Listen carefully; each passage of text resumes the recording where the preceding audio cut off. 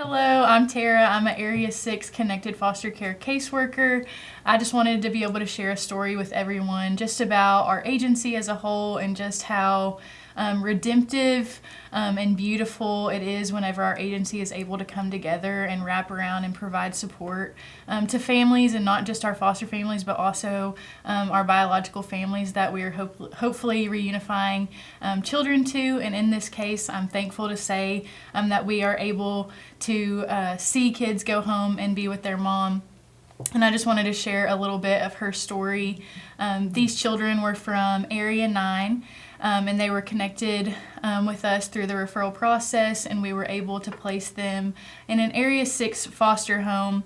And so with them being so far away from here, I was able to help the foster parents with transporting them to visits every week to see their mom. And so at first, we had 2 of our Area 6 workers transporting the boys, and then as our roles began to divide, we just started seeing a need for just being able to send 1 worker.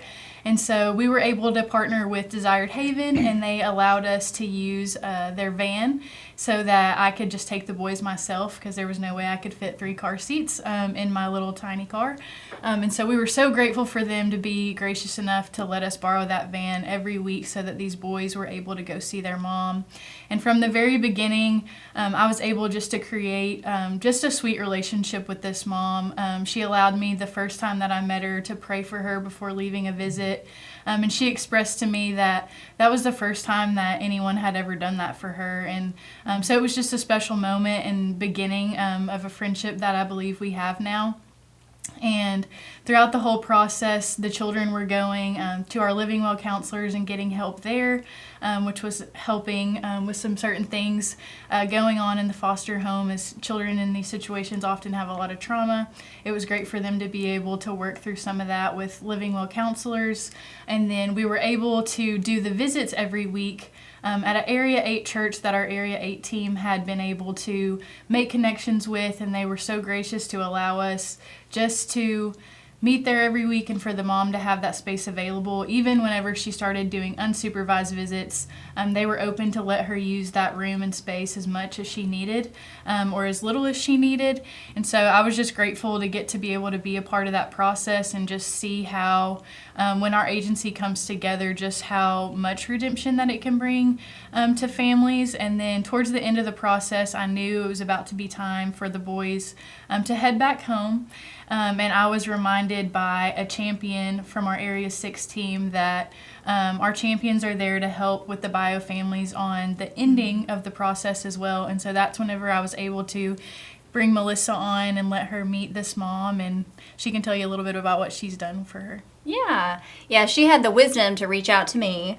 And my name is Melissa. I am a connected champion at Nettleton Baptist Church in Jonesboro.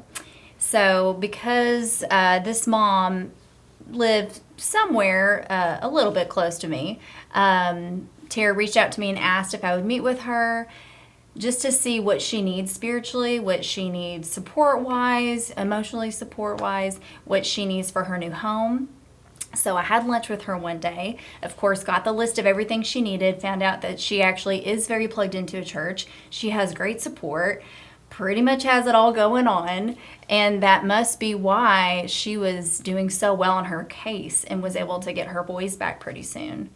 One of the things that really surprised me in conversation, I asked her, other than the obvious being separated from her sons, what's been one of the hardest things with having her kids in foster care. What surprised me is she said that there was a sibling set of kids who she had been taking care of.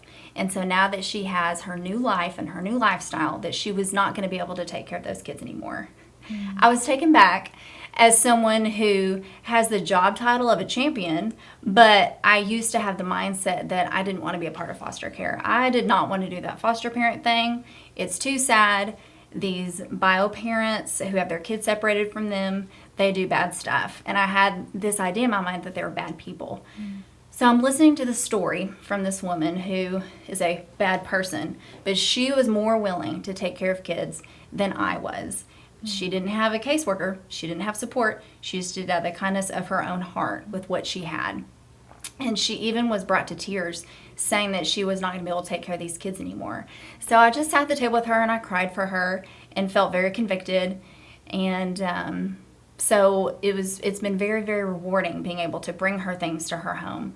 I found out pretty soon after that her boys were coming home a lot sooner than expected. So I got with some ladies from my small group and asked them what they can bring to get Easter baskets for these boys. And so within a few hours, they had way too much stuff you could ever fit in an Easter basket. It was all over my table. I even got some dishes from an Area 8 caseworker. I got clothes donated from a church, clothes and shoes, all kinds of stuff. Was able to bring it to her. And I even went back a few weeks later to bring her some more things. And the kids had taken sidewalk chalk and Easter eggs and had painted the front porch. All kinds of really, really wonderful memories. And are even able to coordinate having a family photo shoot done for her for free. So lots and lots of good connection points that we're able to bring to her as her kids are coming back home. Mm-hmm. And our resource center was also able to provide her with some furniture things so that her house could be furnished, because that was one of the last few concerns with the boys going home, is she just needed a few more things for the home. We were able to get those things so that she was able to have the boys home a little bit quicker. And I told her at the beginning of the case, when I first met her at court, that I just believed that God was going to use this for good. And while I know she would probably never choose to lose time with her children, that I just thought that God was going to bring beauty from ashes in that situation. And she was a little bit quiet, and you could tell she was a little bit hesitant.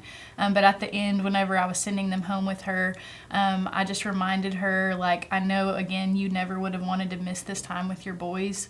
But I just reminded her that I think the good that God brought out of this situation is that those boys now get to have a mom who's sober and able to care for them and love them in the way that they need. So it was just an honor for us to be a part of her story.